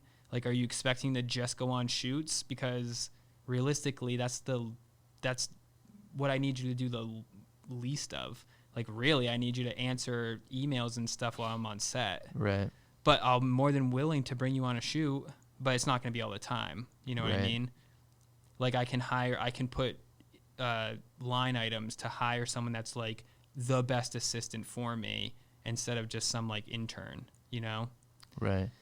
Yeah, kind of having like the expectations, because sometimes I feel bad too. Like we've had a few interns that just kind of out of the blue, like, you know, the girl that was here earlier, like she had called me up randomly, like from the Met. She's like, hey, like, can I have an internship? And I was like, you can have an interview, like, come through. I know. And like, yeah. And then there's like a lot. It's just like I love the cold call. Yeah. That just happened to me, and I was like, can you just email me? Yeah, I'm uncomfortable talking on the phone. But she's been great. But like for a while there, like she came in on the slow season. Yeah. So it's like no weddings. Right. And like, she's like, you could like post some, like you can schedule some posts on like for Pinterest. Like, you know, it's like you have busy work and like you feel bad. It's like, I don't know if you're getting like a lot out of this experience right now, but you will in 6 months. So for you, because I'm at the point right now where like a intern is like monumental, and it's not even like super, it's like, as of right now, it's kind of like project by project basis. But how did you know you were at a point where you could like, do you have people that are full-time or like steady part-time? Yeah. So now we have a lot of full-time people, but like our first full-time hire was not that long ago. It was 2019. So it was like only like a year and a half ago. And it literally started like, it was just me. I'd gone into school or back to school for a second semester of that program. And I think I had like 30 weddings to edit and like another 30 weddings like in September alone. And I was super backlogged and had a lot coming up. And I'd found a girl to start doing our editing. So it was like the first time I was like found someone to like, and like delegated like the first big part of the business. And there was another girl, she was working at Ruby Tuesdays, and she was like, hey, I'm doing 10 hours there, I'm making $10 an hour. She's like, if you can like match that, she's like, I'd much rather like work here. And I was like, yeah, it's not that bad. Okay. Like, and I gave her a project and she turned it in. I was like, this is actually like more than I expected. Yeah. And so I just kept giving her more stuff. And so it like kind of came about like very organically. Yeah. And then by the time she went back home, because she's from Long Island, I just thought that was going to be like the end of like the 10-hour a week kind of thing. Yeah. And she just kept working. Oh, nice. And I was like, okay, that's fine. Yeah. Like, and then that like she ended up doing like 40 hours a week. But did you run like projections, like income projections, and like, well, if I were to pay you X amount, I should be able to? Did you do that, or were you just kind of like, $10? Yeah. I know I'm good for it. Yeah, it was such a small amount at the time, and I was getting so much value back that I was just like, yeah, this makes sense. Right. And then she kept doing more and taking more off my plate, and I just like that. Right, that's where I'm at. I'm just like, I'm at the point where like I just want to focus like the creative. I feel like I'm doing so much more just like editing or invoicing and emails and like client calls and stuff that the actual just like shooting and being excited or like setting up test shoots and stuff like that. I'm having way less time to do that. And I'm like, if I could just hand this off. Or like even like outreach to art directors, creative directors, things like that on a consistent basis. Just like there's just so much to do. And once you're busy enough. Yeah, I think the way I started delegating it was I took the thing that was taking me the longest to do, which was the video editing.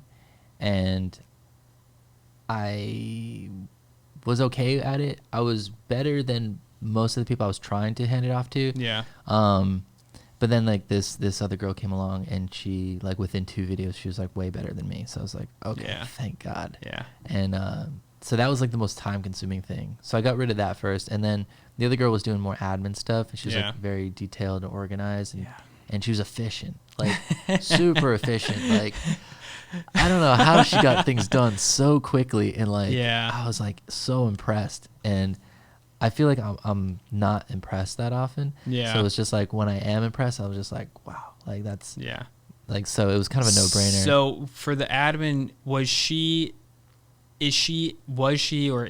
interested in like, are you hiring people that are generally interested in doing what you are doing? Or are you hiring an admin person that's like, I think what you're doing is cool, but I'm not trying to be a photographer type thing? Say that again?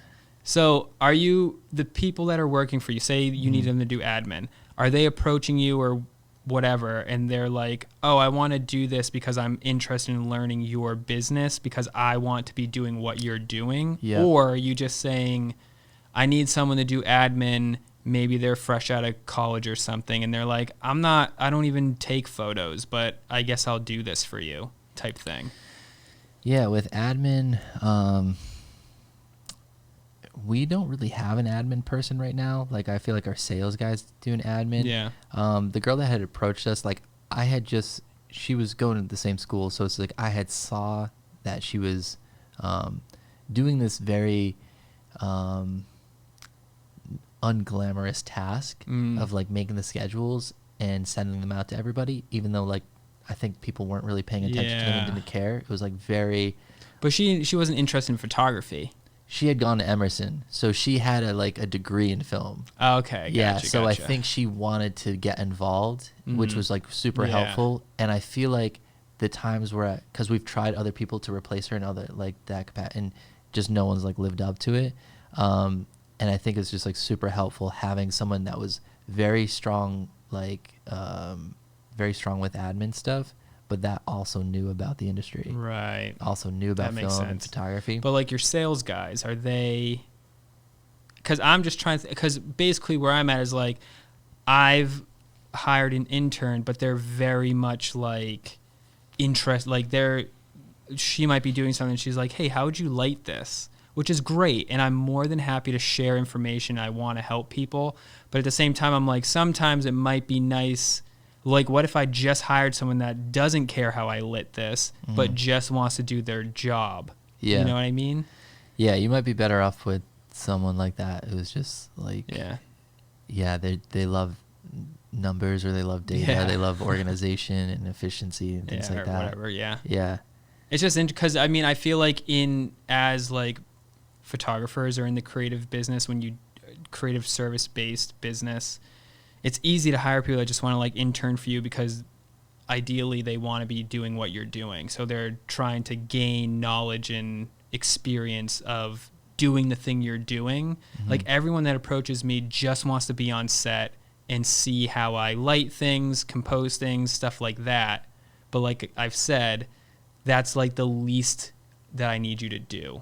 Like I can hire people that assist. That's what they do full time, basically. Right. And I'd love to have an intern or someone that I hire that is like, that's part of their role and I can trust them and train them. But yeah, sometimes I'm like, but there's going to be days where like we just need to get stuff done, and like maybe at the end of the day I can answer your lighting question or whatever, but I can't be like educating 24/7. If I'm hiring you and paying you, I need you to do what I need you to do. You know what I mean? Yeah. Yeah, that's tough. I think it's just finding a balance. It's probably finding a person who like, who's not interested, who just like needs a job and like is good at admin versus like, I don't know, it's nice to like, when you were saying that, I was just like, yeah, I'd actually like to intern for you. Like, cause I need to figure out how to do those things. I'd love to like learn that, but like, and maybe that's like a good opportunity to like bring someone with a video camera. Yeah. And like you're on set and you're explaining it, you know, for those classes or something. Yeah. Getting, like, I've thought of that stuff. for sure. Like just setting up like a test with a stylist or something I know, and then kind of running through it that way. Yeah. More like running gun, like kind of set it up and then have an example photo and then explain based on that.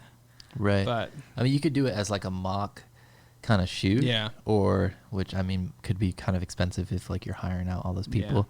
Or just like bringing on an actual shoot. Yeah. And so, but yeah, hiring's interesting.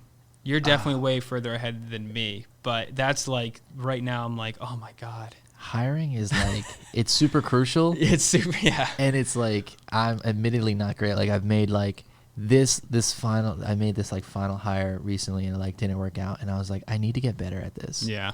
Like this is not great for them. Like it's not great for the company. Like I need to figure out what it is that like I'm getting wrong. Yeah. And I think you learn something each time. Right. The biggest like takeaway that I from this last one was just like likability. You know, oh, I just hired off basically resume, and I just realized like this isn't my type of person. Yeah. Not that she was a bad person. No, I get it. She just like she didn't fit like the vibe and the culture right. of the team, and it's just like it's hard to work with someone who like doesn't fit. Yeah. You know? So it's like, yeah, I was like the first thing I gotta be like, can I hang out with this person 40 hours a week? You know? Yeah. I think too, it's like, I never really thought I'd get to the point where I just never really considered like hiring people or building a team. It just wasn't until like maybe last year where I was like, okay, I'm busy. And now I'm feeling the effects of like, I can't wear every hat. Yeah. So it'd be nice to have someone. And then that entrepreneurial brain comes on where you're like, well, what if I had like a full team, and what if they could do things and I was bringing in more revenue because I'm hiring people to do things? Yeah. You know what I mean? But that first step is super hard. Even just for me at least, like even just an intern, I'm like, oh my God, now I have to like sit down on a Sunday and think of what I need you to do for the week and like figure out the ebb and flow of like super busy this week, and then it might taper off when like the holidays come around, and what would I have you do, or am I going to be able to give you work? Yeah. Type thing. It could be a nice way to like, if you're thinking about going like full team, to have an intern that you're willing to like invest in, maybe like have some expectations, like, hey, what are your goals kind of thing? Yeah. And be like, here's what I'm thinking, like, you know, and then they become like your second, and then eventually they're the one shooting, and then eventually you're watching them and kind of guiding them, and then eventually they're just doing it. Yeah. And, you know, it's tough.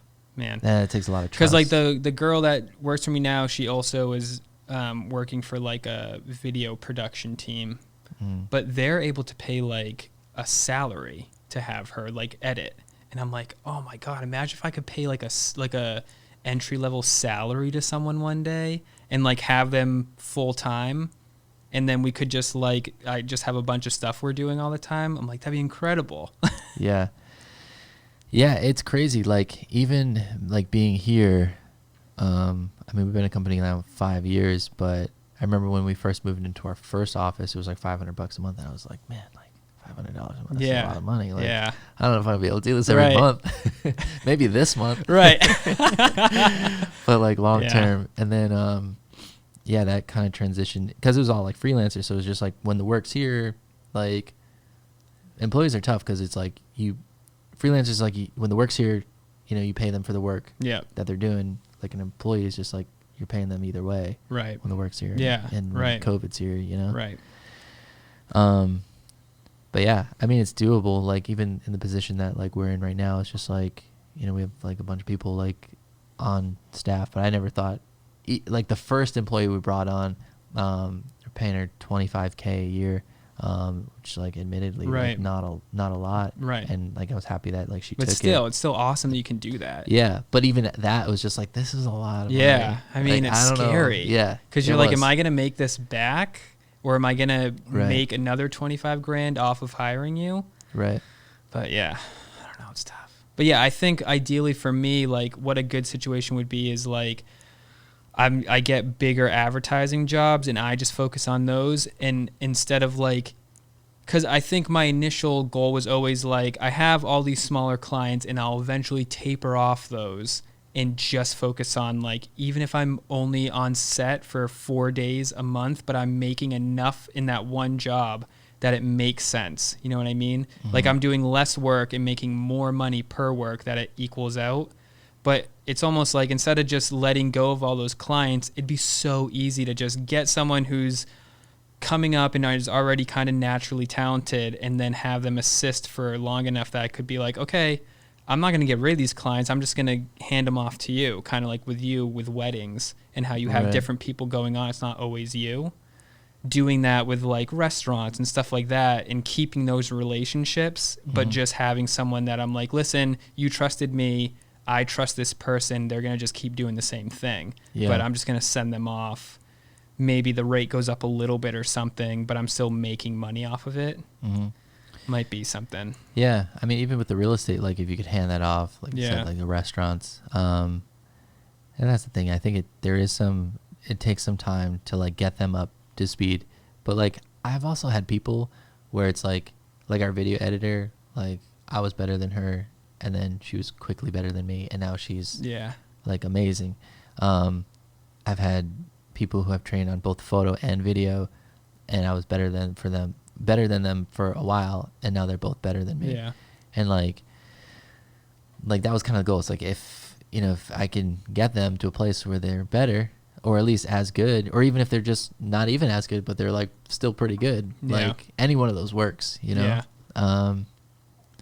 But it's like I guess it's like an investment, and it takes time. Yeah. It's like a people investment. And then there's always like the trade-off too. It's like the loyalty. Like, are they going to stick around? Or are they going to want to like go? Do you do Right. a non-compete? Like, hey, Right. I'm willing to like Yeah. invest in you, but give me 3 years. Like, Yeah. once I get you to this place, I need like to at least be able to have like an ROI, but Yeah, it's tough. yeah. That's my intern with this the video production. That was her main thing. She was like, oh, they want me to sign a non-compete. And she was like super intimidated by it. And I Yeah. was like, well, realistically, where you're at right now, you just graduated, like, I wouldn't be so worried about it. Yeah. But Yeah, it's tough. Non-competes are tricky. yeah, I feel like no one likes them. no, I It's- wouldn't. Yeah. I guess it's really just to like, I don't know, protect an investment, I'd say it's some kind of like security or some kind of just like, hey, we're agreeing on these Yeah. terms, because I feel like, I don't know, people could not honor them anyway. Yeah. It's interesting. It's interesting doing it as a creative service business. I don't Yeah. know. At least for me, like I've said a million times, like I never really considered it until I started considering it. And I was like, oh, you could do that. Because I feel like at least in commercial photography, there's such a kind of like laid out blueprint of like, you get to X point, maybe you start getting some clients, but you're doing just like tests. And like I've done a lot of the prop styles and stuff in food styles I work with now on jobs. I originally approached as like, can we do like just a portfolio shoot? And if they think you're good enough or whatever, they'll be like, yeah, we'll set something up. Basically I'd make like a mood board.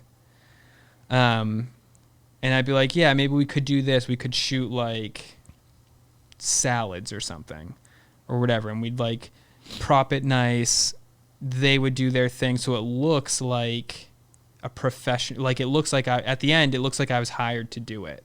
Like a lot of stuff in my portfolio is just stuff I worked with prop stylists with to do for free as a portfolio builder, but it looks like you're hired to do it. And then that's the stuff I'm sending to clients, like ad agencies and stuff, to be like, look, I know I already am doing it. This could be your product or whatever. Yeah. That's usually the trajectory of like, you kind of start doing it. Maybe you start doing tests and stuff. You use those tests to pitch to ad agencies and stuff. And then you start getting jobs. And then you just hire people based on the job. And it's way less like you're kind of doing that, but you have like bigger business ambitions too, of like building a team or branching out and doing other things, or like I said, like keeping small, like it seems like the general idea is always you want to get rid of your small clients. Like if a client's paying you $1,000 for 4 hours or something, like a restaurant or whatever, the goal is never to like do that forever. The goal is to get that so you're getting $20,000 for an advertising job or more. And that's like you're doing that once or twice a month, and then you're like making a really great living. But I feel like the way I'm starting to think is like, I've built so much already. Why would I get rid of what I built? Right. You know, like it almost doesn't make sense. It's like I can still grow myself and keep kind of what I had and just find people to, like what you're doing with weddings. You can't shoot 200 weddings yourself a year. The only way you can do that is if you have a team of people that are doing it. Right. Yeah. But that's not the norm. I can't. No. And if there's people doing it that are like successful advertising photographers, they're not talking about it. Yeah. There's very few people I feel like doing it in the wedding industry. Yeah. Yeah, and I know so little about the commercial industry, but yeah, I imagine that's not really how it works. But there probably are some out there. Yeah, there's got to be. But yeah, I mean, generally in the commercial world, it's just like, I just want to be doing the biggest jobs possible and just doing that all the time. Right. And then, I don't know. Yeah. I mean, I feel like that's something that, you know, it's building up at least one or two people to kind of hand off. Because, yeah, you're right. Like, it doesn't make sense to get rid of all those clients. Yeah. You know? I mean, yeah, I'm sure there's plenty of cases of people that they're like, yeah, I just didn't have time for these people and they weren't paying me enough, and I started getting bigger work. Like I talked to a agent the other day that was interested in repping me, and I was talking about this, and it's like, she was like, yeah, I mean, the goal is to not do that stuff anymore.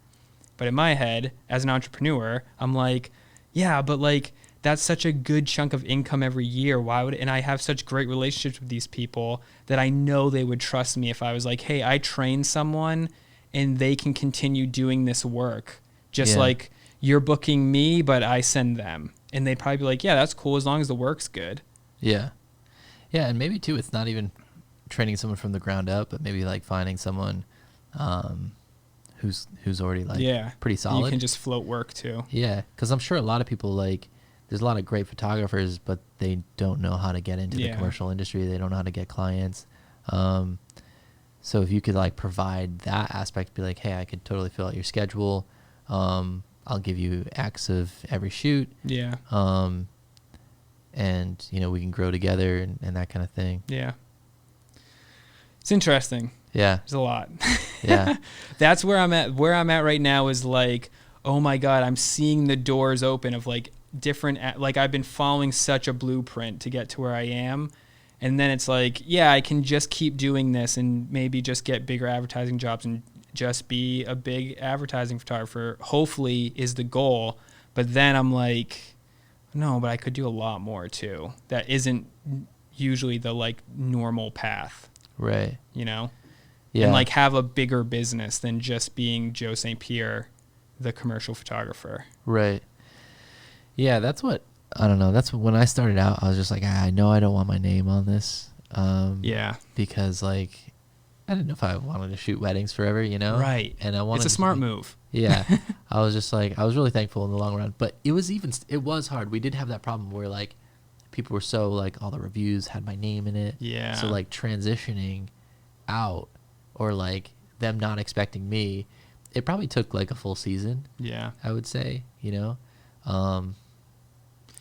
So that's what I've been thinking a lot too, is like, because it's my name, my business is my name. When you think of like social media and stuff, everyone talks about like building your personal brand, but I'm not the guy to like get on Instagram stories and like, I've tried like sharing more personal stuff about my personal life and stuff like that.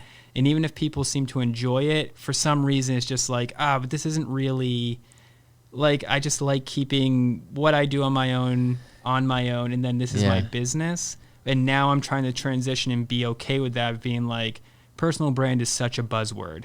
You don't have to be a personal brand all the time. I can have my brand tied to my name and instead have people affiliate Joe St. Pierre Photography with a look and a feel and like a certain quality. So I almost want to be like, I'm just going to start treating this, even though it's my name, it's like, so isn't Calvin Klein, but you don't think of actual Calvin Klein or Tom Ford when you think of their brand. You just think of what the brand like embodies, you know? Yeah. No, it's true.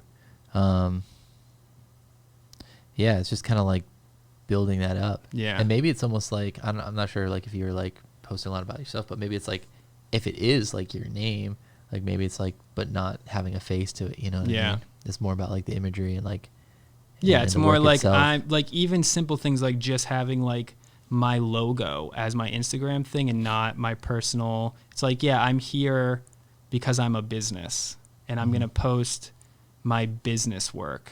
And then like my coffee on my desk it looks beautiful, but I'm not as worried about posting that. Like you need to like me, but I want you to hire me because I look like a professional first. And then when we get on calls, I can bring my personality into it. And then you're buying into me instead of me like curating my life. You know what I mean? Yeah. Cause like Joe St. Pierre, the brand isn't necessarily is maybe a bit more glamorous than Joe St. Pierre, the actual person, you know? Like I can't keep up with it. Right. Yeah. I honestly think it would be like an easy transition. Yeah. Like be like, it's myself and a team. So I'd be sending out like, you know, whoever. Yeah. To cover this, and they're gonna be your photographer, right. and you know, I oversee the vision of it and that kind of thing. Yeah. I feel like it wouldn't be that hard. No. And then the thing is, when it like an advertising agency contacts me, it's always just me. Like they would never even have to know that that's a part of my business. It's just like, you hire me. Yeah. You know what I mean? For now. Yeah. I can't even imagine. Yeah. Doing like a actual like full scale advertising shoot and having someone that I've like trained go and do it. I feel like that is so far from the norm. Yeah. I don't even know if that exists, but it'd be nuts.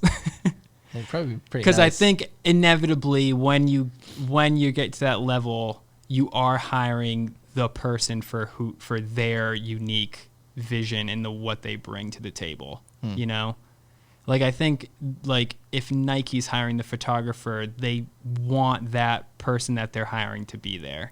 Right. You know. But it's also weird because it's like when you think of like video, like I've been on sets, like commercial video sets that I'm like shooting stills along with the video people. And it's like, oh, there's the director and then there's the camera operator. Right. And it's like, you might be hiring the director. You know what I mean? Like, but you're not thinking about who the camera operator is. Yeah, but like the camera operator is controlling the visuals too. Right. It's interesting. Like, I don't know. Yeah. I don't know, but I think you can like teach style too. Yeah. You know, where it's just like, and that it took a while, but like I had a very specific vision for like the videos, and then I kind of realized, oh, I get these same shots every single time under like these same lighting principles. Yeah. And it's just like, it's just an equation. So if I can teach them like, okay, when you walk into, you know, bride prep and we do XYZ and I'm looking for this type of shot and it has to be, you know, very clean. It has to be like this many colors, like, you know, it then just becomes like, I need you to shoot the dress guided by these principles. Right. You know? I think for me, it could be to like, oh, I'm going to offer you, we can do one shoot and accomplish more because maybe we could have 2 sets. So I'm always on set and I have someone else shooting too, that if they're having an issue or something's going wrong, I'm still there to like oversee it. Yeah. Or like make sure everything's being consistent and like and be there just to make sure it's going. Where maybe well. you're the direct, you're looking at like the images coming into the screen. Yeah. You're change this, change that. And then you do that for a year, 2 years, 18 months. And then the guys like already know, they know what you're looking for. Yeah. Exactly. They know what you like. I feel like then you start becoming like an ad agency though. Yeah. Because people have said this to me and I'm like, oh, like an ad agency? And then they're like, oh, yeah, I guess that is kind of what that is. Yeah. But, yeah, I don't know. I mean, I guess, I don't know. I need an intern first, to really figure that out. It's cool to dream big, and I love doing it, but. Yeah. That's what we've been, like, doing here. And, like, it's kind of, because it's like, why not, right? Yeah. Life is kind of short and that kind of thing. So it's like, and we started very small. Like it was just, I didn't even know really too much about a camera when I was borrowing my friend's camera. I didn't have gear, I think, for like the first 16 months of having a company. Like it took me a while to even buy a camera. And then it was like another while until I bought a lens. So it was just like, and now we're like, we got people on staff and like we're doing this many weddings. It's just like, why not try going big? Why not? Like, what else can we do? Right. Well, then it even does also come down to like, what can I do outside of this as well? Like, say you wanted to buy a property or something and have income coming in from that. Yeah. I mean, I think of everything. Yeah. I don't know if I'll do it, but I like thinking about it. Having tangible assets for some reason, like I'll buy stocks, but like having a tangible asset, I'm just like, it's overwhelming. I don't know if I can have it. I gotta manage that and like the. Yeah, you can hire people to manage property. Yeah. But still. Yeah. I don't know. But cool. Well, hey, thanks for so much for like stopping by and being patient as we got this place set up. Yeah, man. Maybe we could do it again. Yeah, for sure. Revisit it in like 6 months. Yeah, maybe I'll be like, all right, I got an intern. I got a part timer. Yeah. Cool. Any last like advice that you might kind of give someone who's getting into commercial? I think my advice is always, I don't know, you kind of have to be a yes man to some point, and like just get your foot in the door wherever you can, because you can make if you want. I've always been like, I try to make everything, even if it's a small shoot, look as good as possible, because there's always a chance you could get some. I'm always like, I just want to build my portfolio to look as best as possible. Mm-hmm. So especially in the beginning, just say yes to as much stuff as you can, meet people, always be thinking about how you're going to make your work better, how you're going to network, and just say yes to a lot of stuff. I said yes to so many things. I still say yes to everything, I feel. Yeah. Yeah. I feel like it was the same way when I first started out. Like I would say yes to every project. Yeah. And I would work as if it were like my project. Like, I would give it my best no matter what I was getting paid. If it was free, if it was $150, if it was $1,000, like it was like 110% all the time. And it was always just like, who's watching, who's listening, who's looking. Exactly. Like, yeah. And I feel like. Yeah. And then even shooting personal, like finding who inspires you and trying to shoot personal stuff that matches up with it, like an aesthetic or a vision or whatever, and that's just how you got to do it, man, because the work speaks for itself. I mean, you can be the best businessman too, but the work also speaks for itself. You have to have good work. Right. Yeah, 100%. I feel like that we were focus like on the work first, yeah, and then start focusing on the business stuff is what I think is the best way to do it. Yeah, 110%. Once you start getting clients based on your work, then scale your business based on that type of stuff. Yeah, I totally agree. I felt like we were like obsessed with the product in the beginning. Yeah. Oh yeah, for sure. Cool, man. Well, hey, thank you so much. Anytime. Appreciate it. Anytime.